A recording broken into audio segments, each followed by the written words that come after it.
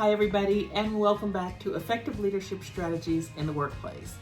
Today, we're going to talk about something that you've probably heard of, but that people have a tough time putting their finger on what it actually is. This very thing helps you to successfully coach teams, manage stress, deliver feedback, and collaborate well with others on your team or with your colleagues or in your organization. It's something that when you're hired, it's difficult to tell if you have on a resume. Most people look for technical skills or competencies, and so that's often how you get hired into or promoted within an organization. But that very thing that helps with the stress, the feedback, the coaching, the collaboration is called emotional intelligence. I know I've heard that term. Emotional intelligence is the secret ingredient. Emotional intelligence accounts for almost 90% of what high performers have in common.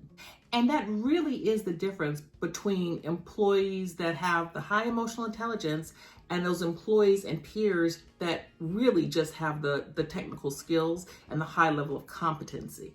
Emotional intelligence is that thing that allows you to recognize and regulate your own emotions and to recognize and identify and then help to manage and navigate the emotional state of others. I want to be clear that it's not that technical skills and competencies don't matter. They do matter. It's often those things that get you into that entry-level position, but it's the ability to connect with others with a high emotional IQ that really makes the difference between leaders who are successful across different levels of the spectrum versus those that are just successful with the technical skills and abilities.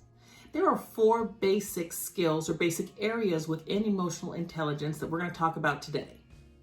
The 4 areas are self-awareness, self-management, social awareness, and relationship management. So let's talk about what those are. Self-awareness really is the core of everything.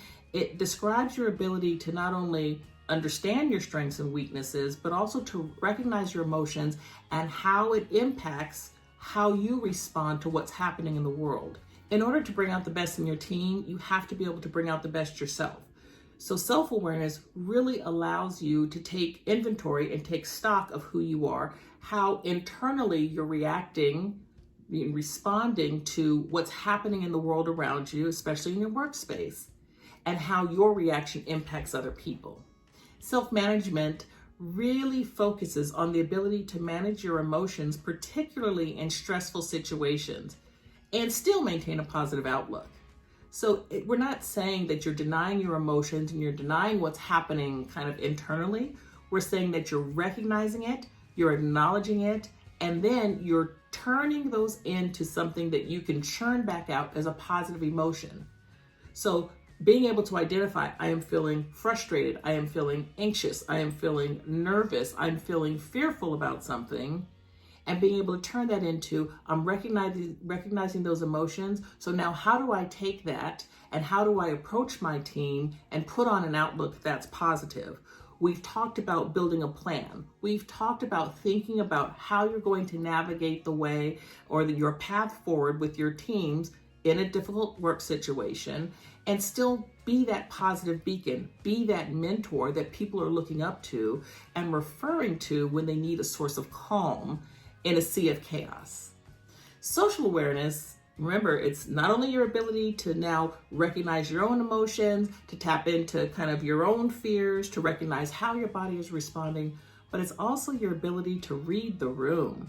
Social awareness allows you to recognize how other people are responding either to what you're saying or to the social climate or to the work climate and adjust your messaging, adjust your tone, amp up the empathy so you can connect with others so that then they can learn to trust you as their leader. They'll see you as an empathetic, respectful, authentic, caring leader. And finally, relationship management. Relationship management refers to your ability to influence, coach, and mentor other people. It helps you to resolve conflict effectively. Sometimes for leaders, they prefer to avoid conflict, but when you avoid conflict, it actually takes up about 8 hours of work time because of the unaddressed issues that are ultimately going to bubble up at some point.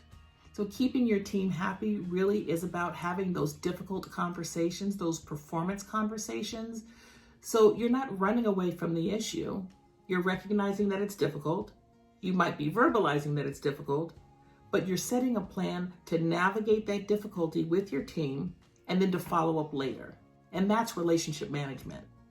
As a reminder, just remember that as the leader, you really do set the tone in your organization. If you lack emotional intelligence yourself, then it's going to have far-reaching consequences. Employees rank higher success and satisfaction with their employers, with their organization, with their leaders when they feel there's a strong sense of emotional intelligence.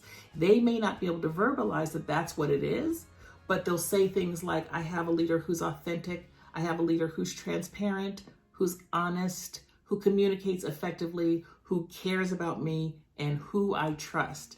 And that's the leader that your employees are going to want to work for.